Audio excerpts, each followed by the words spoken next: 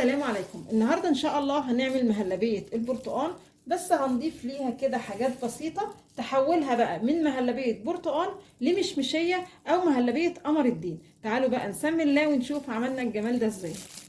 معايا هنا 4 كوبايات عصير برتقال، والعصير هنا مركز مش بنضاف عليه ميه ولا اي حاجه. الكوبايه الثالثه، الكوبايه الرابعه، والسكر حسب ما تحبي. علشان اظهر طعم البرتقال معايا هنا باكو فانيليا بطعم البرتقال.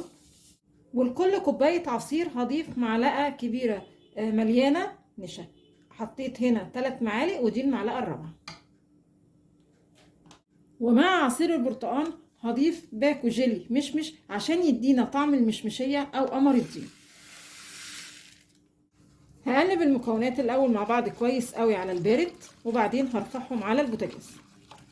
نقلت المهلبيه على النار، افضل اقلب كده لحد لما تستوي، ما اسيبهاش خالص علشان النشا معانا ما يعملش تكتلات. قوام المهلبيه تقل معايا في التقليب اهو، وابتدت تظهر الفقاعات اللي بتظهر كده، يبقى كده تمام قوي والنشا استوى، وهطفي على كده.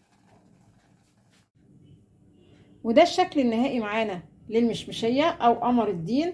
وعايزه اقول لكم بيبقى فيها المزازه بتاعه قمر الدين، يعني تاكليه تحسي فعلا ان هو مهلبيه قمر الدين فعلا.